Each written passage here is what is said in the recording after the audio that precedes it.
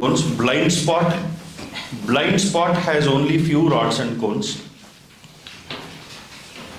Is it right? Blind spot has no rods and cones. Zero, no photoreceptors in the blind spot. That is why it is called blind spot. Aqueous chamber reflects the light which does not pass through the lens. Does it reflect the lens, the aqueous chamber? It refracts the lens, light. It refracts the light, that is, it bends the light. Aqueous chamber. Aqueous chamber has aqueous humor. Aqueous humor which will bend the light, refract the light, not reflect.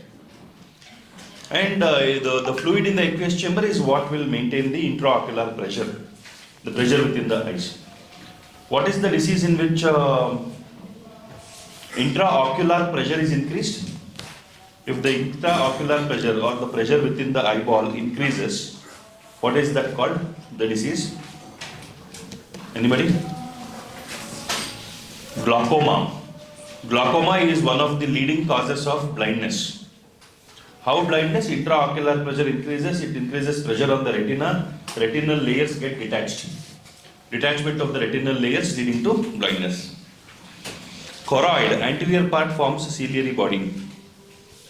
That is correct. Choroid is the one which gives rise to the ciliary body, which provides attachment for the iris muscles, ciliary muscles, which will hold the lens. Okay, anyways, skip that. Which of the following statements is correct in relation to the endocrine system? Adenohypophysis is under direct neural regulation of the hypothalamus. Is it true? Direct neural regulation of the hypothalamus. Adenohypophysis is what? Adenohypophysis is anterior pituitary. Posterior pituitary is neurohypophysis.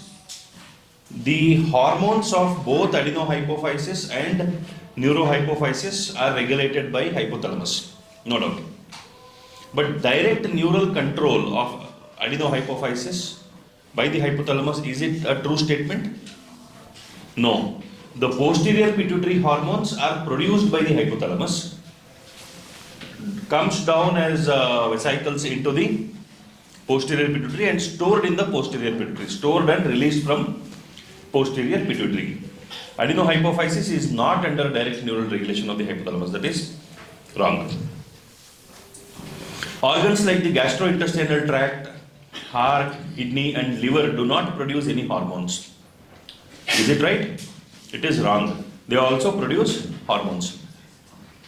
Can you name some hormones from the gastrointestinal tract? Gastrin, endogastrone, CCK-PZ. CCK-PZ is from pancreas. Cholecystokinin, pancreazymin. So CCK-PZ is not from pancreas, it's from the duodenum. CCK-PZ. Alright. So these other structures of heart, what hormone does heart produce? Atrial natriuretic peptide. What hormone does kidney produce? An important hormone of kidney? Erythropoietin. Erythropoietin or the blood forming hormone, blood stimulating hormone. RBC production is stimulated by erythropoietin. So that statement is also wrong. Non-nutrient chemicals produced by the body in trace amounts that act as intracellular messengers or intercellular messengers are known as hormones. That is a correct statement. It is the definition of hormones. They are non-nutrient chemicals. That means the cells do not use it for their nourishment. They are produced in trace amounts and they are responsible for intracellular communication. Releasing and inhibitory hormones are produced by the pituitary gland.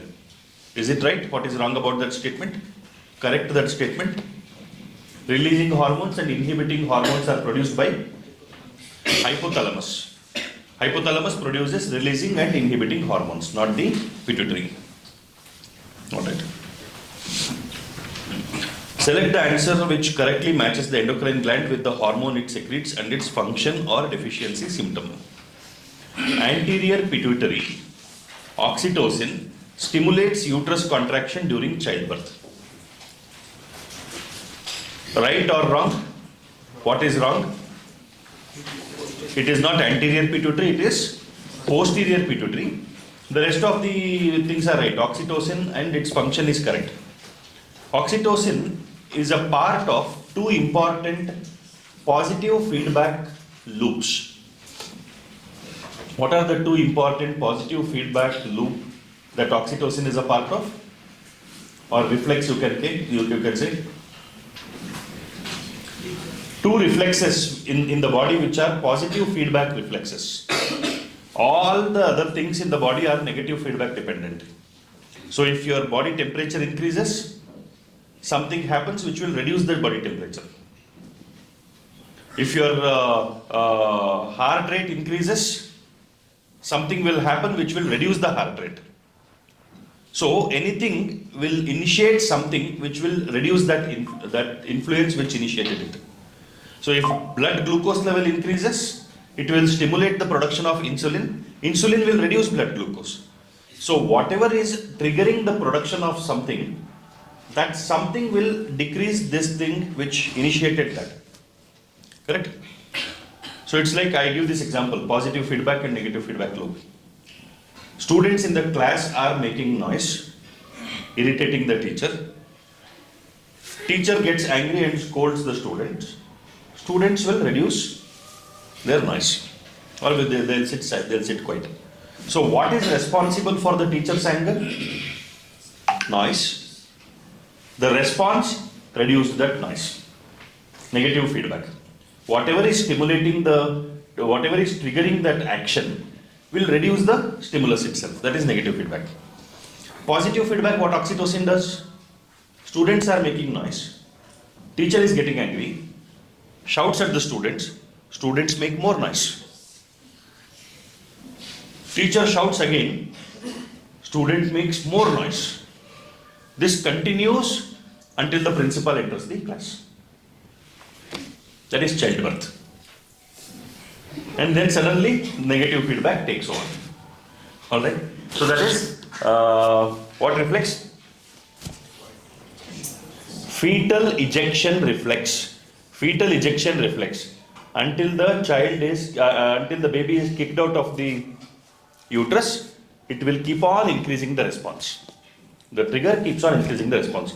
Similarly, there is one more reflex of which oxytocin is a part. What is that reflex? Milk ejection reflex. Mammary gland. Baby suckles on the breast of the mother. It triggers the production of prolactin. Oxytocin is also released. Milk ejection happens. Milk ejection, more suckling, more milk ejection happens. This continues until the baby stops suckling on the breast of the mother. Alright? Fetal ejection reflex, milk ejection reflex. Two important reflexes, oxytocin is a part of. Posterior pituitary growth hormone oversecretion stimulates abnormal growth. Again, it is not posterior pituitary, it is anterior pituitary. Thyroid gland, thyroxine, lack of iodine in diet results in goiter. Is everything matching there? Thyroxine is produced by thyroid gland, and lack of iodine results in goiter. That is also correct. That is also associated with thyroid gland only. Iodine is required for production of thyroid hormone T3 and T4, triiodothyronine and tetraiodothyronine. Lack of iodine results in decreased production of thyroid hormones. Why goiter? Why goiter?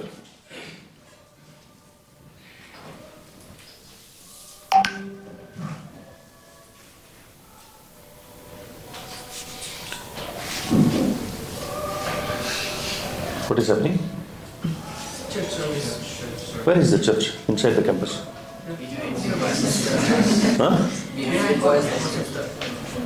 Oh, this side. Behind the boys' hostel there is a church. In that somebody else's place, no? Not our council, not the SIRD campus. Okay. So suddenly I started feeling, I have not seen it. Okay. Why goiter? Why goiter? Iodine deficiency.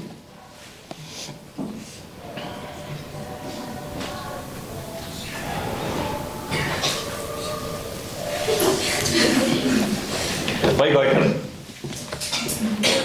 See, lack of iodine, there is no iodine. Thyroid hormone is not produced in sufficient quantity. Thyroid hormone level being low is a stimulus for the anterior pituitary. It is a stimulus for the hypothalamus. Hypothalamus will release TSH releasing hormone, TSH-RH. TSH releasing hormone is produced by hypothalamus. That will stimulate the anterior pituitary to produce more TSH. TSH is coming and telling this fellow to work harder. TSH is telling the thyroid gland to produce thyroid hormone. Thyroid gland is not getting enough iodine to produce thyroid hormone. So because of overstimulation by the TSH on the thyroid gland for an extended period of time, there will be hypertrophy of the thyroid gland.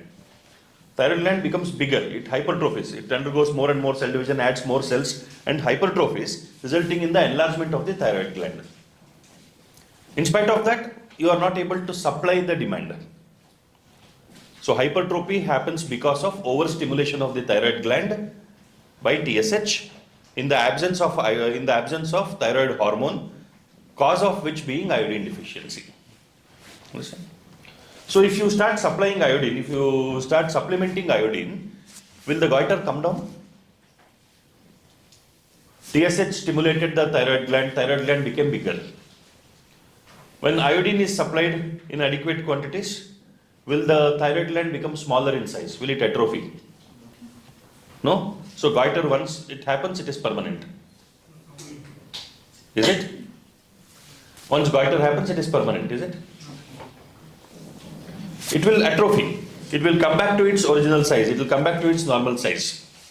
Over a period of time with adequate iodine, you don't need so many thyroid cells, you don't need so many thyroid gland cells to produce thyroid hormone in adequate quantities. Because there are too many thyroid gland cells, even a small quantity of TSH is able to produce much more than what is required in terms of the thyroid hormone.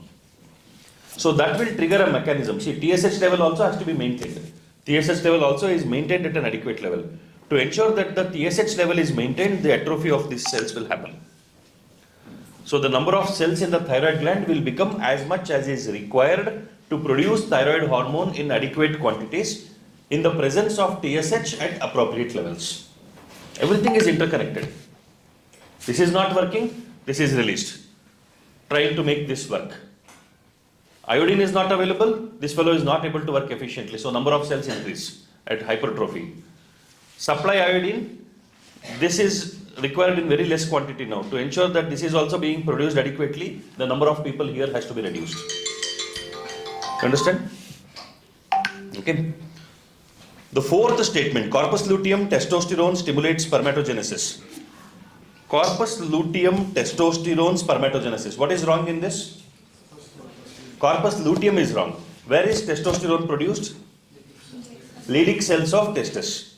Leydig cells of testis are producing testosterone. Corpus luteum produces what? Progesterone. Corpus luteum produces progesterone. So testosterone stimulates spermatogenesis, all that is correct, but it is not corpus luteum, it is Leydig cells.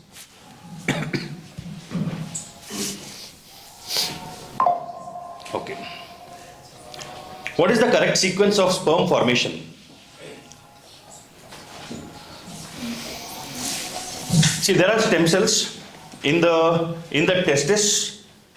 Germinal epithelial cells are there. Germinal epithelial cells will undergo mitosis and produce more number of germinal epithelial cells. Those cells which are initiated into spermatogenesis, those cells which are initiated in the process of production of sperms are referred to as what cells? Those cells in which meiosis has been triggered.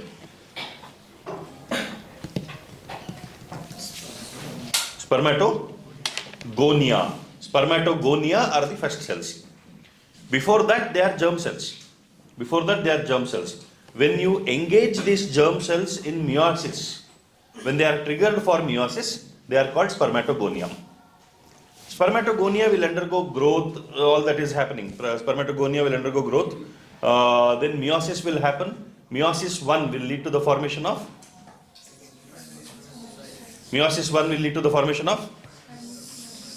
primary spermatocyte or secondary spermatocyte? Secondary spermatocyte. Primary spermatocyte is after growth phase, when the spermatogonia will grow and ready for meiosis 1, that is primary spermatocyte. Then secondary spermatocyte is after meiosis 1. So primary spermatocyte is diploid, secondary spermatocyte is haploid. Now secondary spermatocyte will undergo meiosis 2, sheds off the secondary polar body and become a spermatid. Spermatid. Now the spermatid will transform to become spermatozoa. Spermatozoa or the sperms. Spermatozoa or the sperms. Motility is established. So spermatogonia, primary spermatocyte, secondary spermatocyte, spermatid and sperm. This is the sequence. Parallelly in oogenesis, oogonia, primary oocyte, secondary oocyte, ootid, and then it is ovum. Then it is ovum. Alright. There is some differences you have to remember here.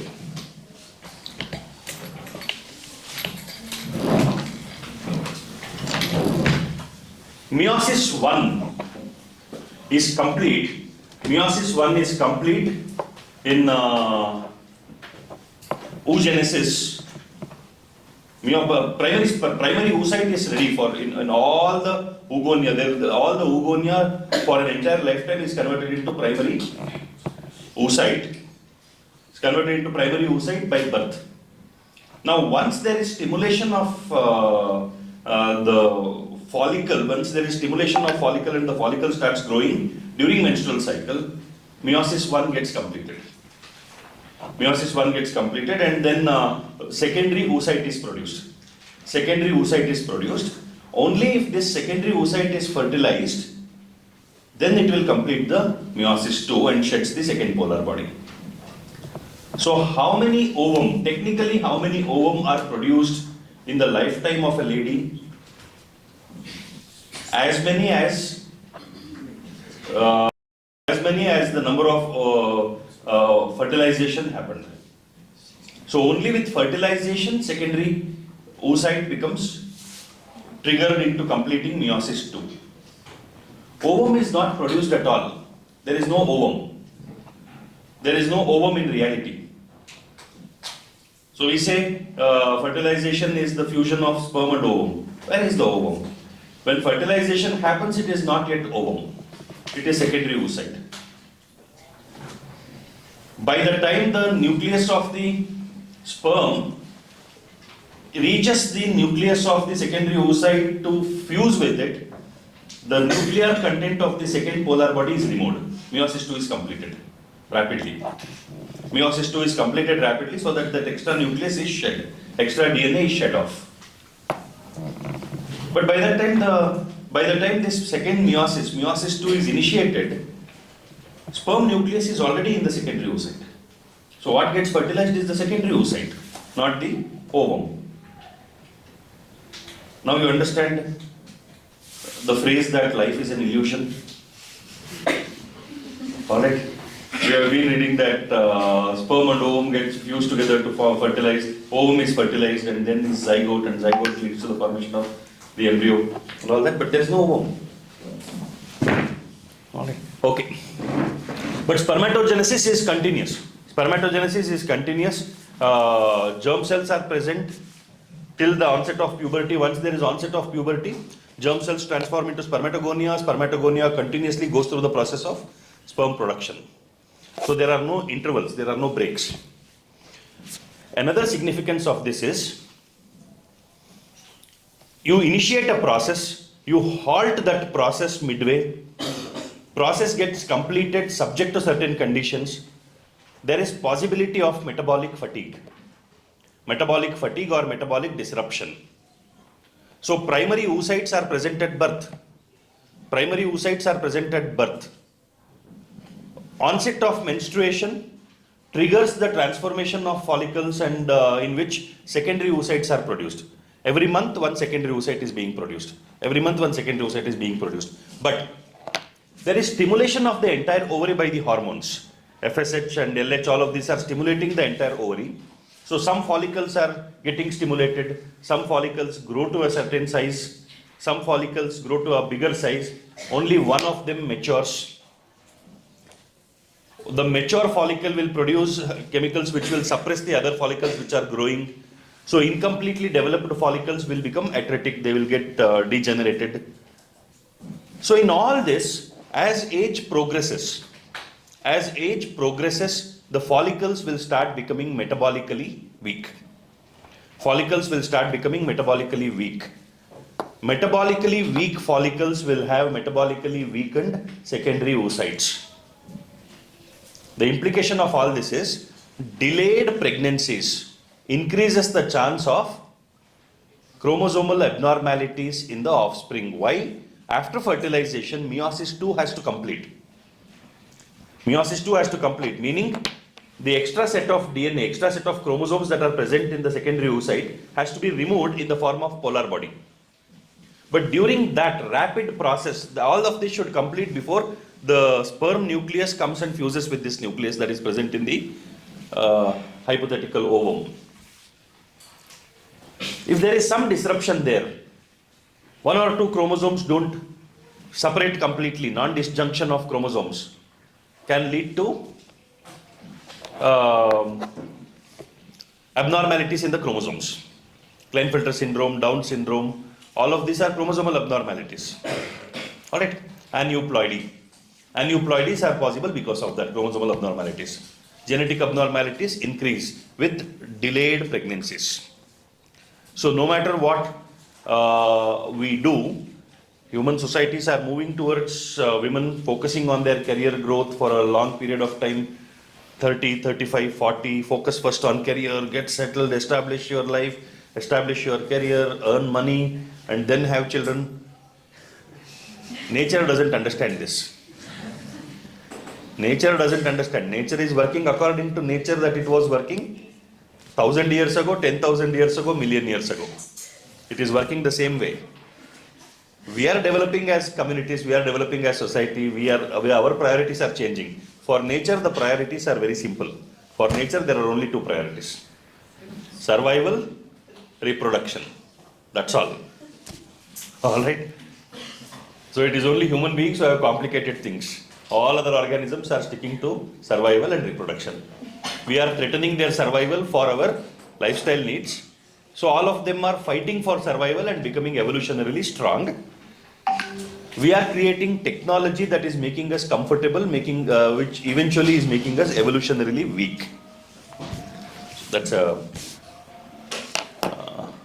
different argument, not for these sessions. All of this is over. All those discussions are over.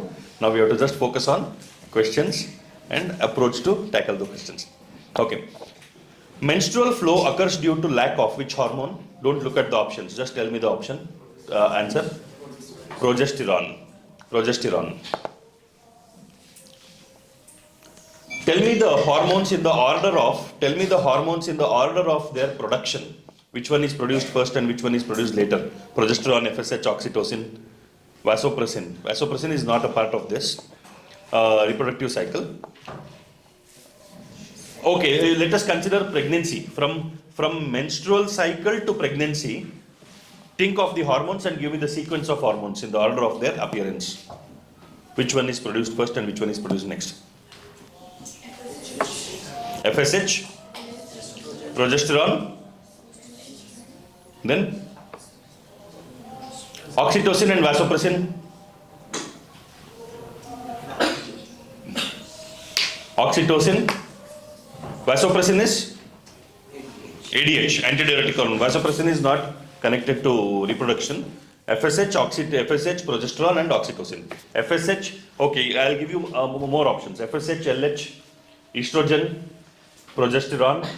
Of these four, arrange them in the order of appearance of this hormone in the menstrual cycle. Which one appears first and which one appears later? FSH, estrogen, LH, progesterone. Good. Which one of the following is not the function of the placenta? Facilitate supply of oxygen and nutrients to the embryo. Yes, no? Yes. secretes estrogen. Placenta secretes estrogen. Yes. All right. Facilitates removal of carbon dioxide and waste material from the embryo. Yes or no? Yes. Secretes oxytocin during parturition. No. What does it secrete which will help in parturition? Relaxin is also, is relaxin produced from placenta? Who produces relaxin?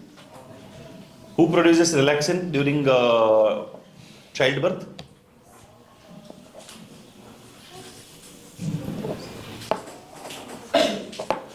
That old granny waiting to ensure that the delivery also happens before she dies. Corpus luteum. She is there from the beginning, supplying progesterone, ensuring that fertilization happens and embryo establishes. Continue to supply progesterone to help the embryo establish well and develop placenta. After placenta is developed, placenta tells corpus luteum, I'll take care, you are not required, you can leave. Corpus luteum will not leave, she will wait.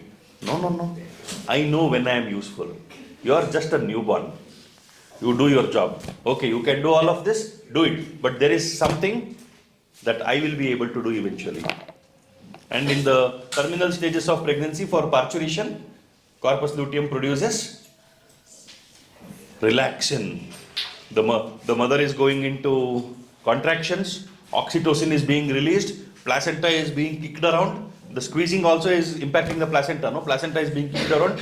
Placenta is not able to find out how do I kick out this baby which has grown too big. I'm not able to sustain it now. And suddenly the pelvis starts relaxing.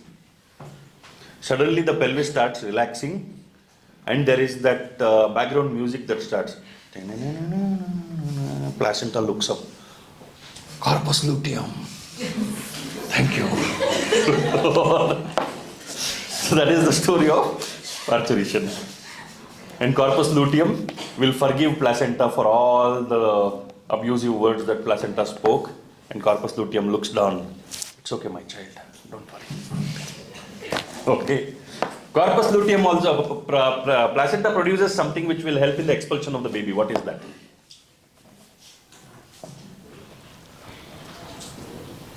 Come on, you need three things are produced during childbirth. One, relaxin, corpus luteum produces it, relaxes the ligaments and muscles around the pelvis, increasing the space of the pelvic canal.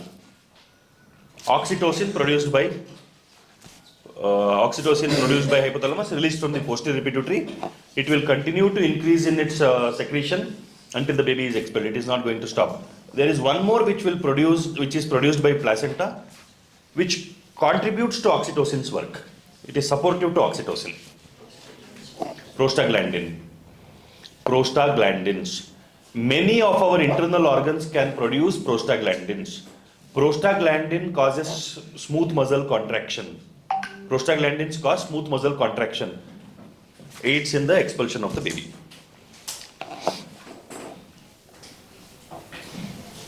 And there is one more hormone produced by placenta which will do a test run of mammary gland's preparedness, which will test the mammary gland for its readiness for nurturing the baby.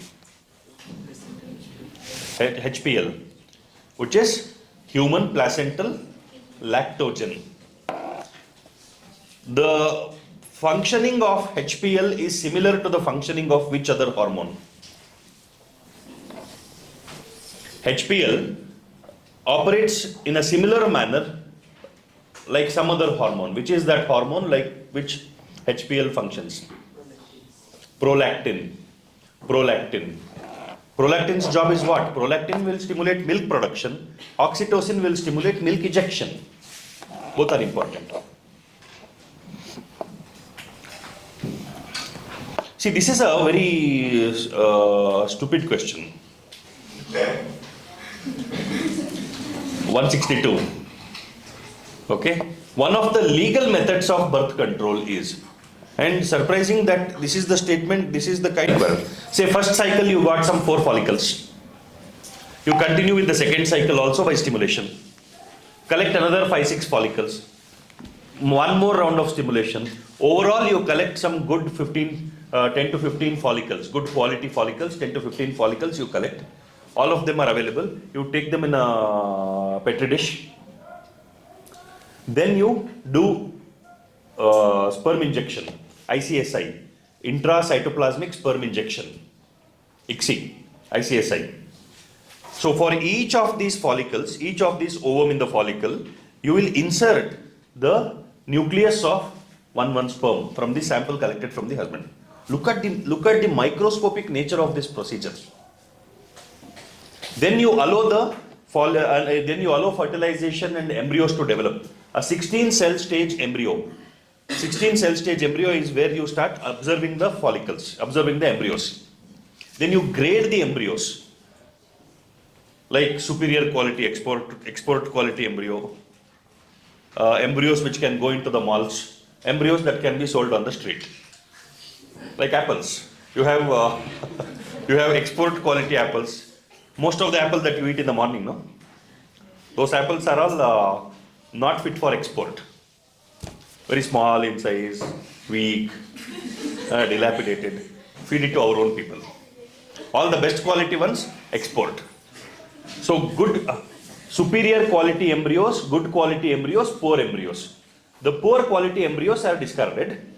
Superior quality embryos and good quality embryos are stored again, frozen. Embryos are frozen. Then the couple is given an option. How many embryos do you want to get it transferred into the uterus? Embryo transfer. Now, one embryo, you want a single child. One embryo transfer, done. It's a procedure, it will cost money. It will cost money, a lot of money it costs. So the couple can choose, inject one embryo. If that establishes, well and good. If it doesn't establish, we will have to go for it again. Many people choose to get 2 or 3 embryos transferred into the uterus. Of that, at least one is likely to establish. Before that, you are preparing the uterus for pregnancy. You understand? So if all 3 of them establish, bumper crop, triplets. If 2 of them establish, twins. If at least one of them establish, that is what most of the people will be praying for. They will get 2 or 3 embryos transferred to save cost. But they are hoping that only one embryo establishes. Their luck will determine how many embryos will establish and continue. If none of them establish, again prepare for one more cycle, repeat this process. It's a long and laborious process. Alright? Will they be identical twins? Will they be identical twins? No. In this it will not be identical twins because you have selected the embryos which have been independently fertilized. Identical twins will happen only when the embryo will split before morphogenetic movements, before gastrulation, before germ layer formation. If the embryo split, then you have identical twins. It is not identical twins there. Okay, done. See, all of this you should remember. I told you the entire chapter in 10 minutes. It took us 7 minutes. Which Mendelian idea is depicted by a cross in which the F1 generation resembles both the parents? Incomplete dominance, law of dominance, inheritance of one gene, codominance.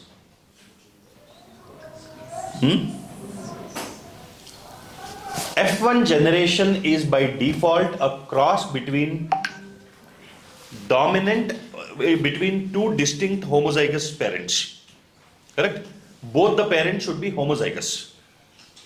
Only then it is a Mendelian cross. Both the parents are homozygous. F0 parents are homozygous. F1, when we talk about it in a Mendelian cross, F1 is a cross between 2 homozygous parents. Now if the F1 is resembling both the parents for the chosen character, what does that mean?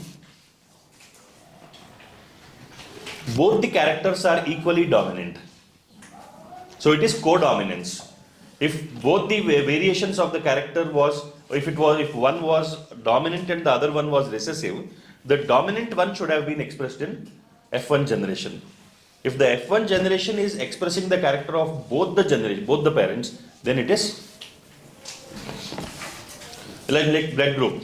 You take a homozygous person for A blood group, you take a O blood group person, the child will be A blood group.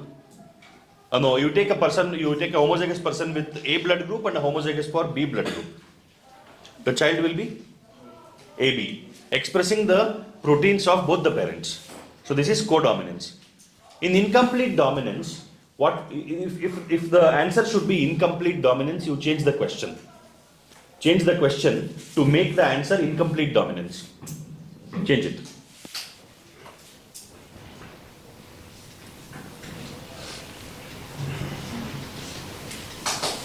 Change the question. F1 generation resembles none of the parents.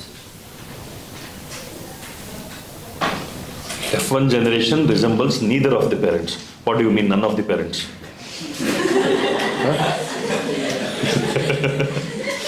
There are only two parents, no?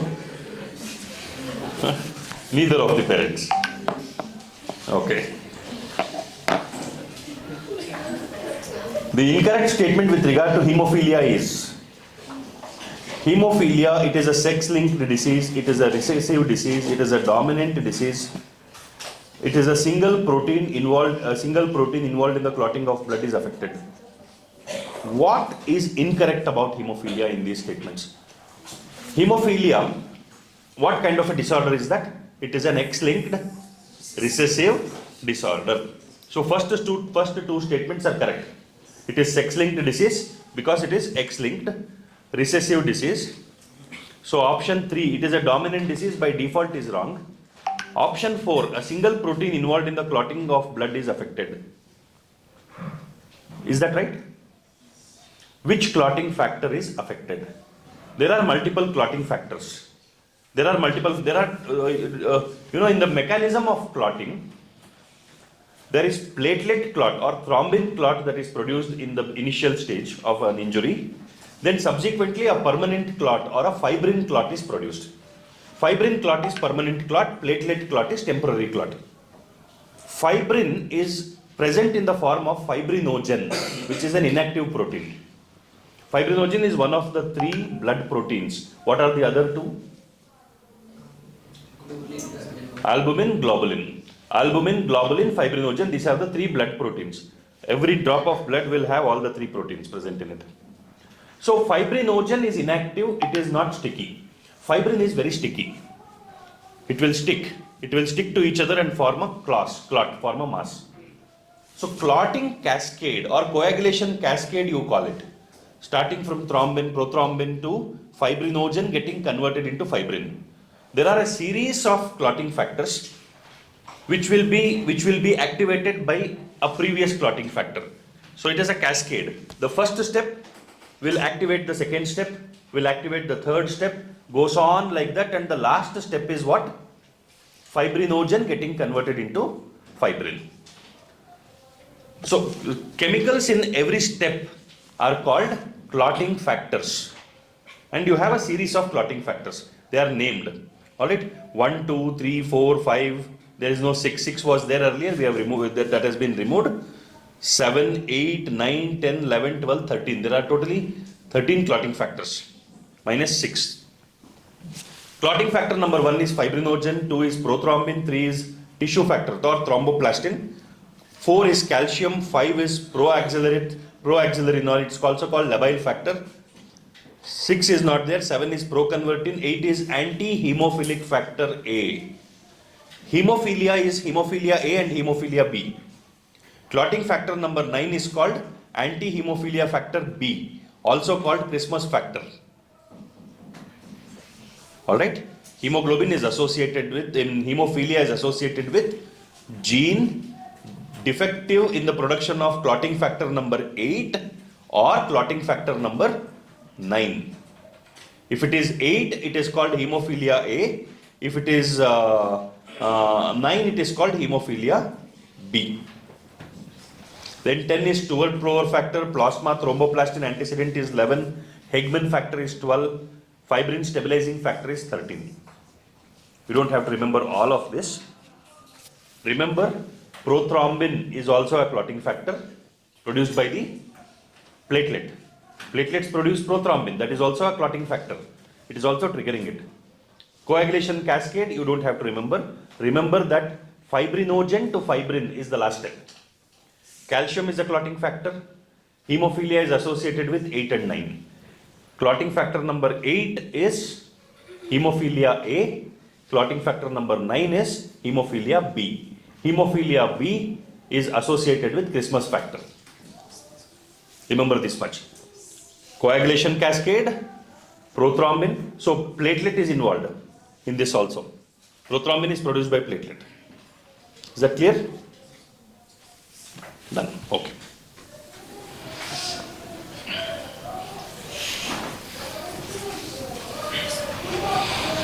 So how do you treat hemophilia? Clotting does not happen. So how do we treat hemophilia? Supply platelets. Hmm? The supplying platelets to the hospital. You have to supply the factor. Clotting factor has to be supplied. Periodic transfusion of the clotting factors. Alright? Don't get injured. The small micro injuries, micro bleeding sites within the body is sealed off by platelets only. Platelets are sealing off the small capillary damages. So internal bleeding will not happen because of this problem unless it is a major injury. External injuries or external injuries causing internal bleeding also can become fatal in hemophilia patients. Blood transfusion, periodic blood transfusion. Blood will have all these factors. If possible, if you get the factor itself, clotting factor transfusion or periodic blood transfusion. That's the thing. Now with gene therapy, there are mechanisms where you can introduce stem cells which can produce these factors also, normal stem cells. So whatever already the stem cells are there, some of them are abnormal. You are introducing some normal stem cells also. If they survive and establish, they will be producing the normal protein as well. Alright, stem cell therapy is something which will become better and better over the period of time. In the course of your career, you will be doing a lot of stem cell therapy. Alright.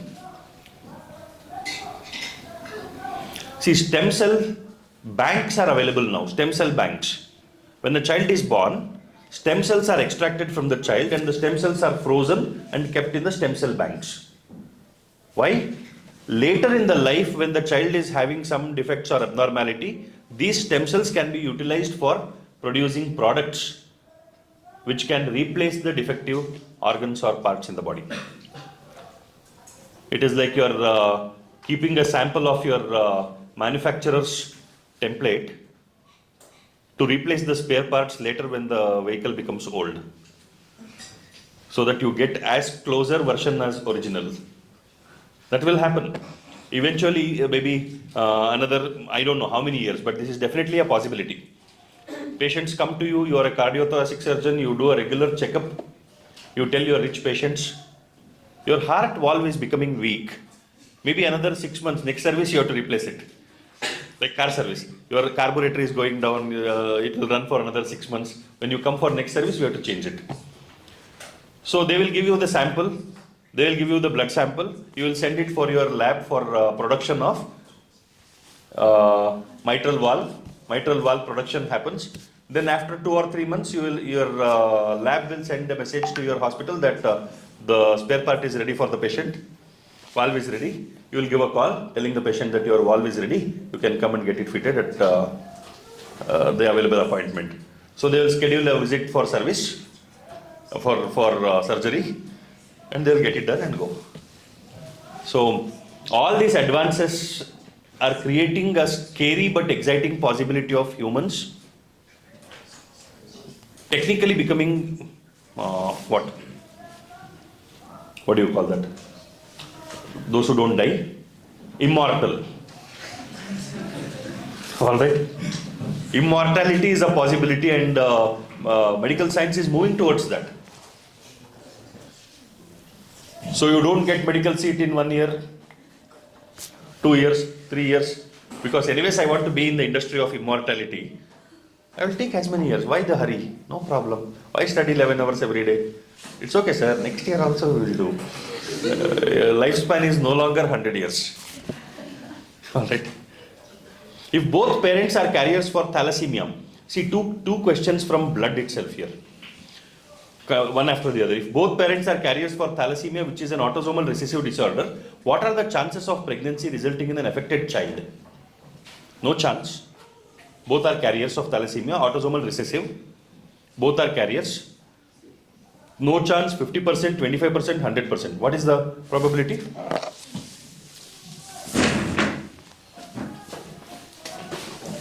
Both are carriers of thalassemia. So, what is the chance that the child is having thalassemia? It has to be homozygous recessive. In the F2 generation, what is the possibility of homozygous recessive condition? 1:2:1. That is the ratio, no? 1 out of 4, 25%. It's like a F1 to F2. Both are carriers means both are homozygous. I mean, both are heterozygous. Both are heterozygous, that is why they are not thalassemic, but they are carrying the abnormal gene. So if the baby has to show thalassemia, then the probability is 25%, 1 out of 4. F2 generation having a homozygous recessive is 1 in 4 probability. What is thalassemia?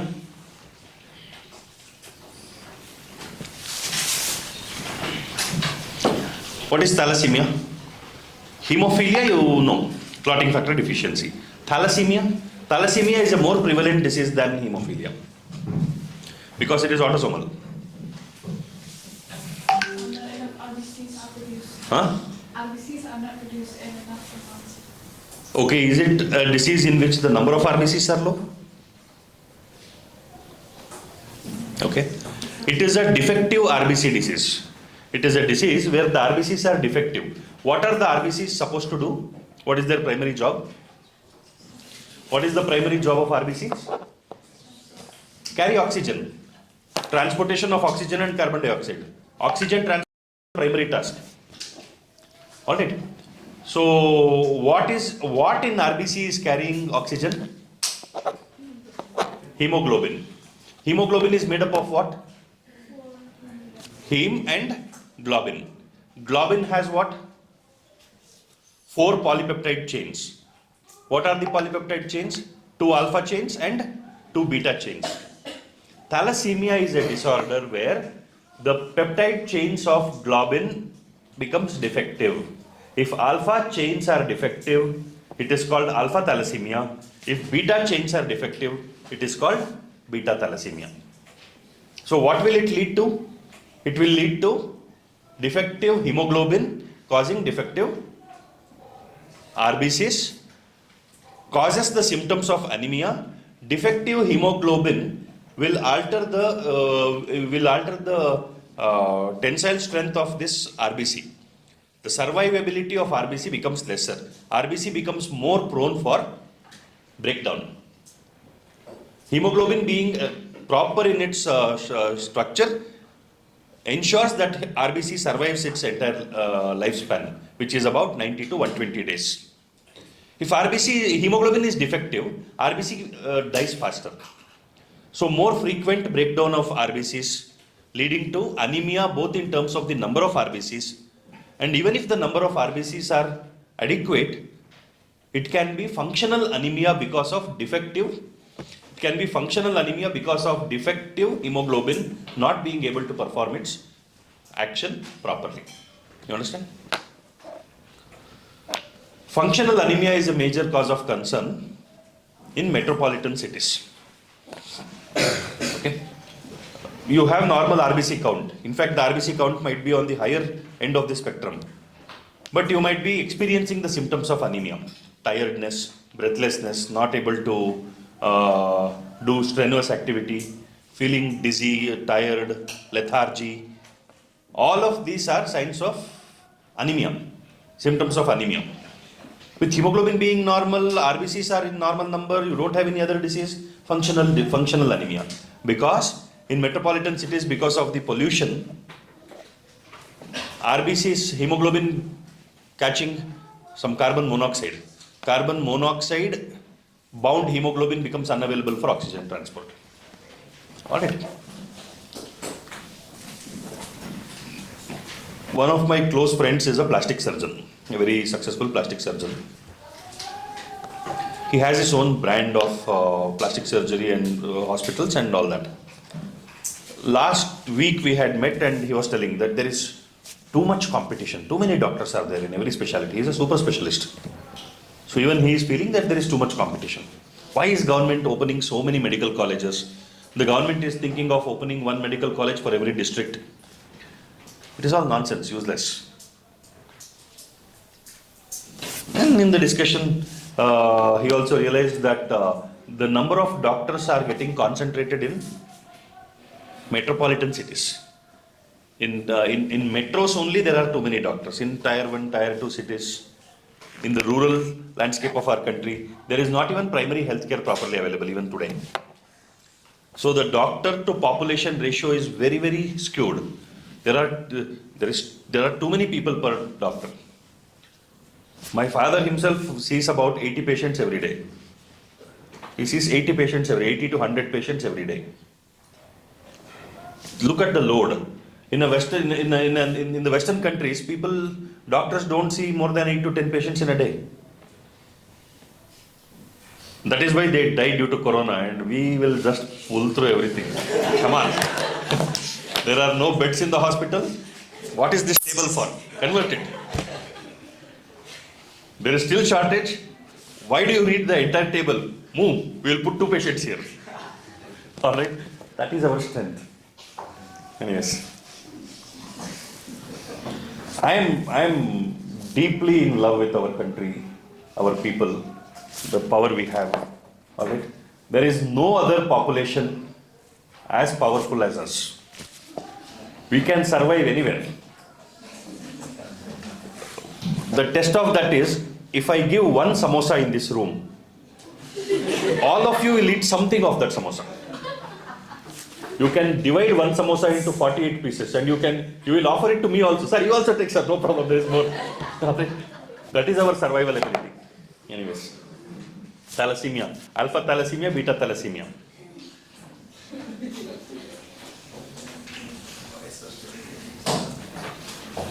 The diagram shows an important concept in the genetic implication of DNA. Fill in the blanks A to C. DNA to mRNA, what is that? DNA to mRNA is transcription, mRNA to protein is translation. Look for that. Only option 1 and 3.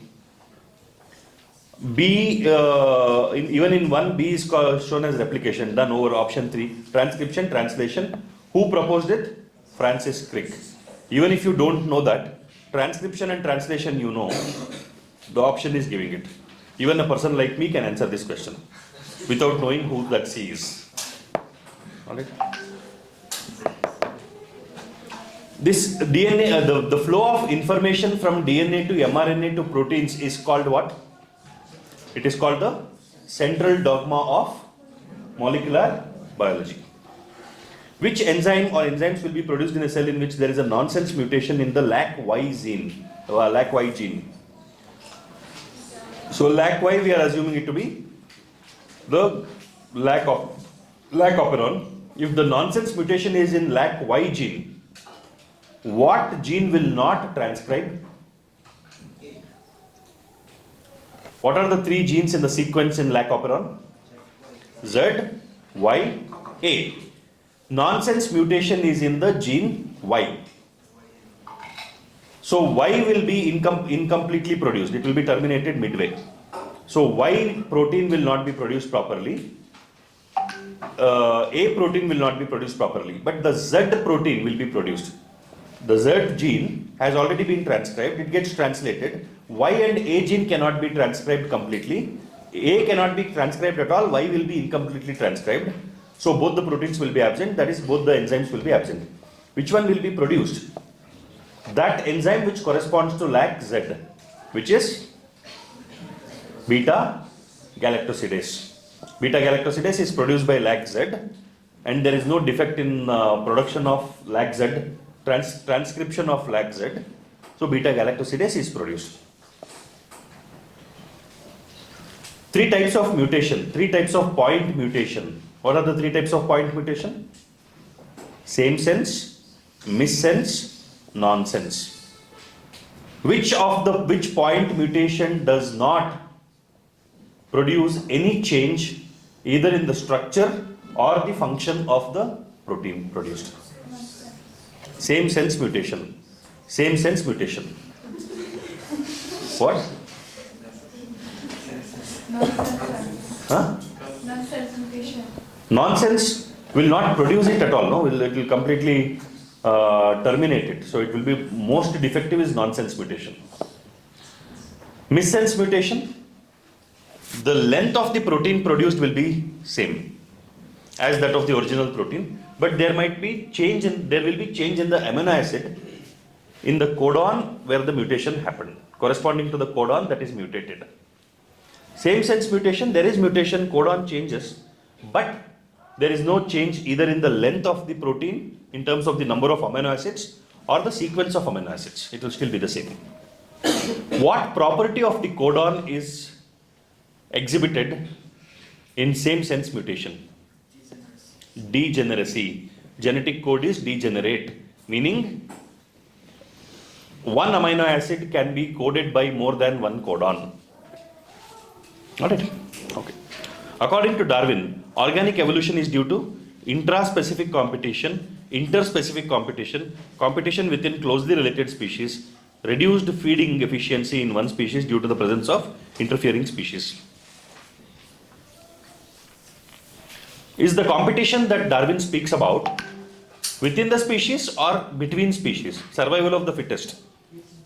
Is it survival of the fittest among human beings or survival of the fittest between humans and dogs? Among human beings. It is intraspecific, within the species. Whoever is able to adapt better has a selective advantage, survives better.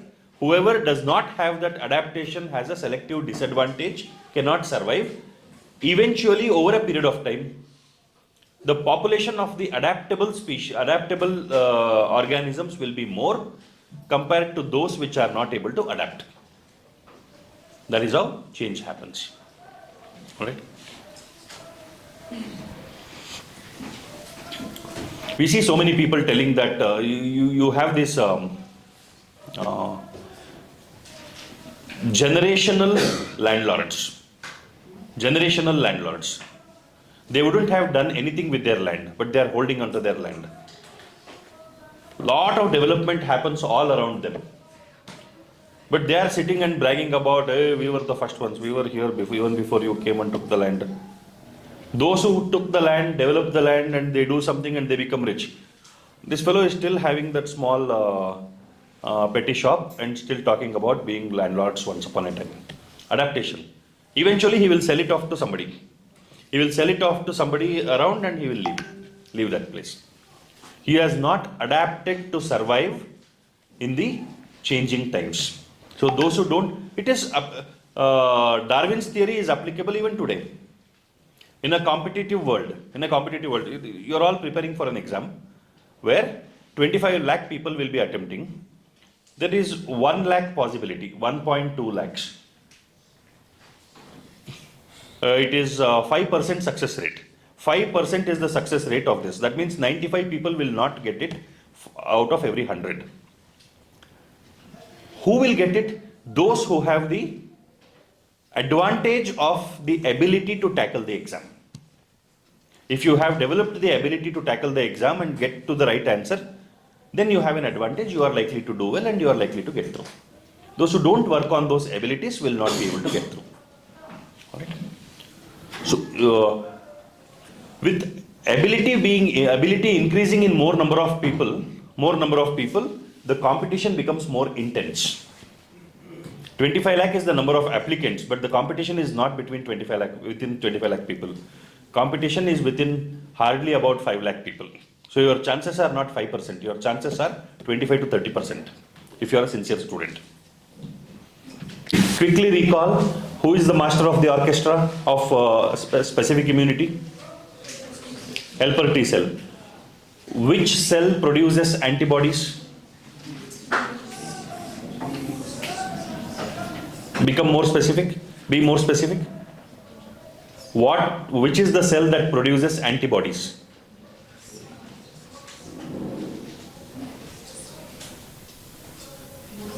Huh?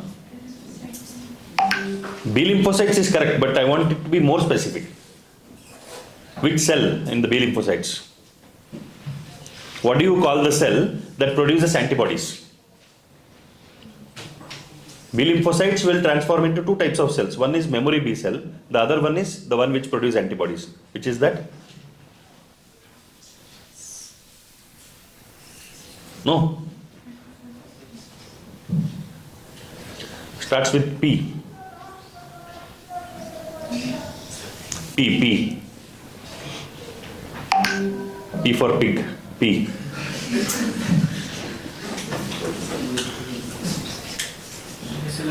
Huh? Penicillin, huh? I am not asking you to give me words that start with P. Okay?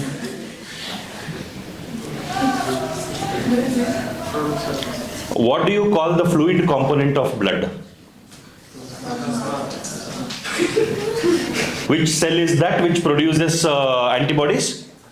Plasma cells. Important, you should remember. T lymphocytes. What are the types of T lymphocytes? The one which produces molecular weapons, proteinaceous weapons to attack. Killer T cells, or it is also called cytotoxic T cells. Cytotoxic T cell. The one which will regulate it, which will control it,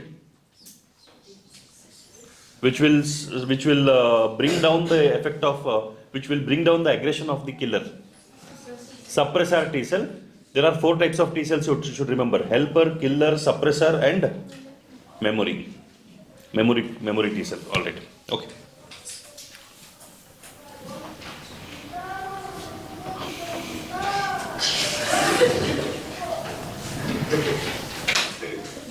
Our kitchen staff, no? Come on, the sound is coming from here. It's there only? Okay. Do we have any question related to alcohol, drug abuse? No. Next paper we might have. First done, ascaris done. Okay. In plant breeding programs, the entire collection of plants or seeds having all the diverse alleles for all genes in a given crop is called what? Selection of superior recombinants, cross hybridization among the selected parents, evaluation and selection of parents, germplasm collection. Commonsensically you can answer. Germplasm collection. Germplasm is collecting the genes of all the, germplasm is the genetic pool of a particular population. Germplasm collection. It contains the genetic materials. What genetic materials? You can collect seeds, you can collect tissues or the entire plant to keep all these plants from the entire crop. Okay. During sewage treatment, biogases are produced which include, which are the biogases? Now look at the options. Which option do you want to eliminate? Which option do you want to eliminate? Option 3. Why? Sulfur dioxide. Option 2. Why? Oxygen. Oxygen is not a part of biogas. Oxygen is not biogas. What should definitely be? Methane should definitely be a part of biogas. All 4 options has methane. Alright. Methane and carbon dioxide should be present. Both of them should be present. Look at the options which has both methane and carbon dioxide. Option 1. Alright. Common sense logic. Oxygen should not be there. Methane should be there. Carbon dioxide is a common byproduct of this degradation. Alright, methane, hydrogen sulfide and carbon dioxide. Oxygen and sulfur dioxide are not part of this. Alright. A biologist studied the population of rats in a barn. He found that the average natality was 250, average mortality 240, immigration 20 and immigration 30. The net increase in population is. See, net increase in population or the net decrease in population is a function of, is the difference between people added minus people deleted. How do you delete people from a population? Either they go underground or they go off ground.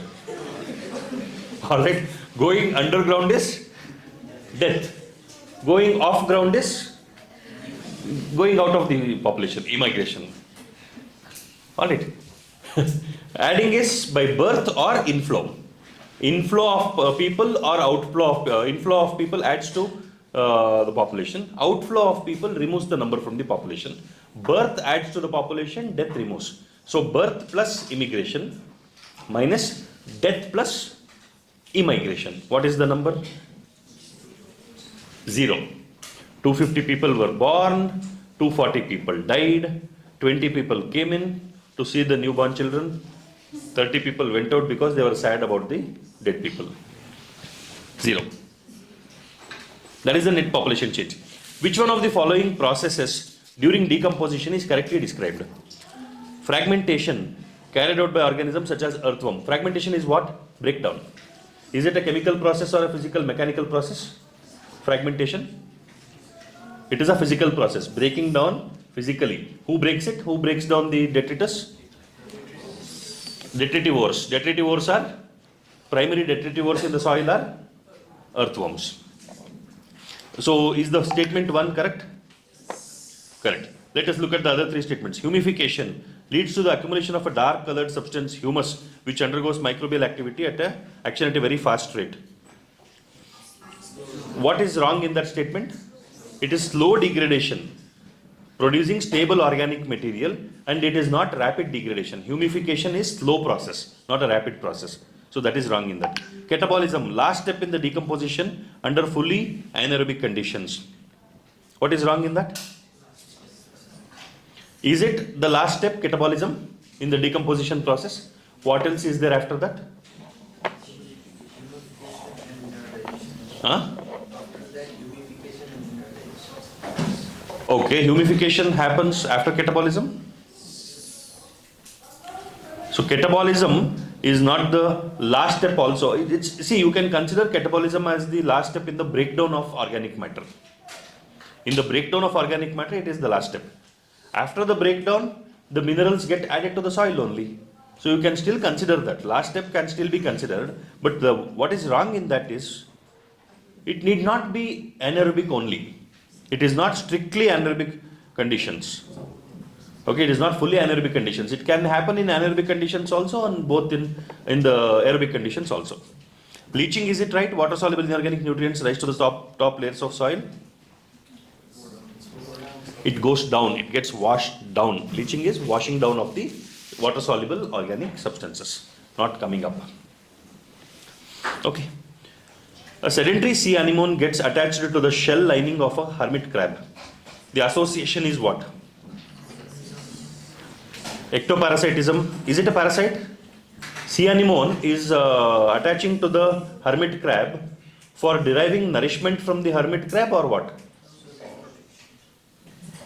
For transportation, locomotion, movement and protection also.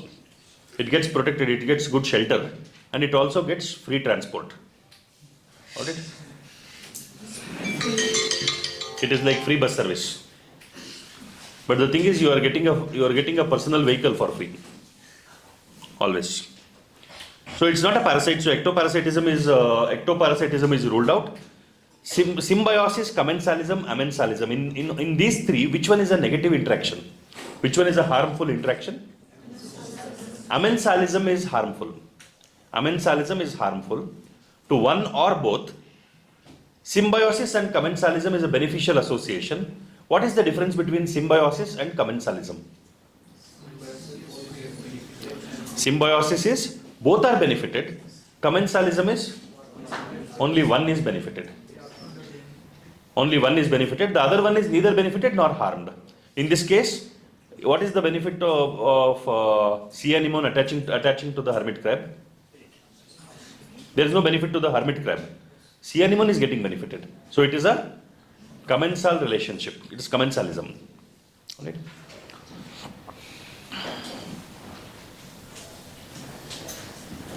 Commensalism is like you are providing protection to somebody. There is no benefit in protecting them, but you are protecting them. They are benefiting. You are not getting harmed by protecting them. That is the Godfather approach. You want to become an actor. If you have a Godfather, you are safe. You get more opportunities. Okay? Symbiosis is collaboration. It is collaboration. You can do catering, I can do decoration. Both of us will do events. Okay, so we will have a event management company. So that is collaboration. Both benefit. Neither of them can get benefited as much as them being together. Global warming can be controlled by reducing deforestation, cutting down the use of fossil fuels. High school question. Reducing reforestation, increasing the use of fossil fuels, increasing deforestation. So done over that. Deforestation and reforestation gives you the answer there. Global warming is because of cutting down trees, so deforestation will worsen it. So 3, 4, 2, all of them are ruled out. What are the greenhouse gases? Which is the most predominant greenhouse gas? Carbon dioxide. Carbon dioxide is the problem for greenhouse effect. So sequestration of carbon dioxide, consuming carbon dioxide or removing carbon dioxide from the atmosphere, the only option that we have is plants. We run a campaign in our school. It is called Parisara Mitra. Parisara is environment, Mitra is friend of the environment. One house, one tree. That is the campaign. Every house should nurture a tree for at least 5 years. You are nurturing your children for at least 20-25 years. Nurture one plant every day, 5 minutes job for 5 years. So the parents of our school children along with our teachers go door to door on Sundays, talking to people, enrolling them as our Parisara Mitra, planting a tree in front of their house and requesting them to take care of that. We have planted more than 1,000 trees in the last 6 months. So that is a perpetual program. All right. So it's everybody's responsibility. It is not just the government's responsibility. If every home, every building ensures that there is a plant in front of their building, which becomes a tree, there is shade in the entire street. Lot of birds will make their nests in that. If you plant some fruit-bearing kind of trees, which generally humans are not interested in, birds will get food to eat, shade, their shelter. The entire ecosystem will be nurtured. But everybody has to do it. Few people doing big things may not bring in so much change as a large number of people doing small things. Few people to do big things, it takes a lot of sacrifice for those few people. But for everybody to do small things, it just takes a bit of responsibility. We are responsible, we can do a lot of things. Problem is because we are irresponsible. We have low accountability and we don't care. We think only my interest is supreme. And unfortunately, our best interest is in the welfare of everybody. If everybody is taken care of, then we are also having a better life. Anyways, global warming is an issue that all countries are working to overcome. But I see a lot of hypocrisy and not the right approach, because there is no sincere efforts. The it is not Air Prevention and Control of Pollution Act. It is Air Prevention and Control of Pollution Act. It is the Air Act 1981, passed for the purpose of prevention and control of pollution. So without brackets, it looks like Air Prevention and Control of Pollution. What is air prevention?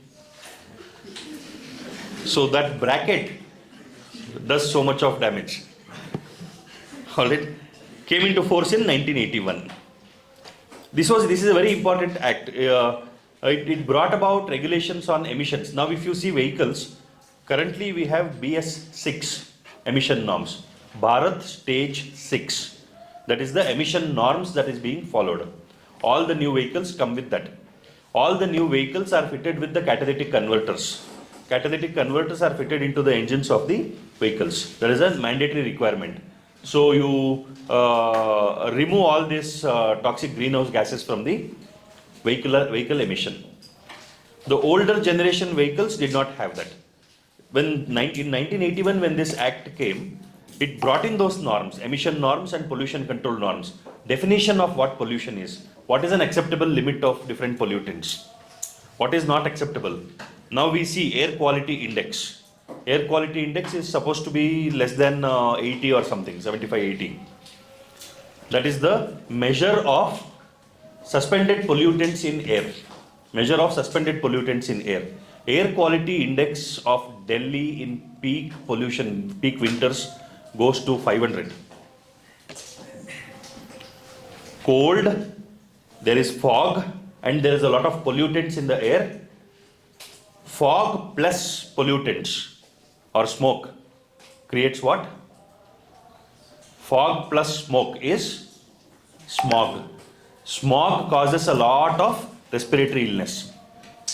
Now, how do you perform your activities? You are not able to breathe properly, your body is not getting enough oxygen, your brain cannot function, your physical body cannot function because of lack of oxygen, overload of toxic chemicals into your body. How can you perform? Alright. There are more disadvantages to a life in a mega city compared to the life in a rural or a semi-urban place.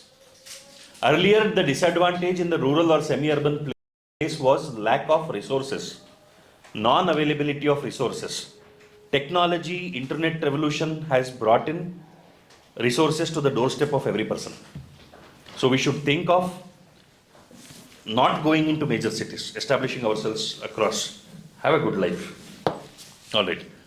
Done. Paper 1 completed. After dinner, we'll start with paper 2. When we do this in continuity, you will see the evolving pattern also.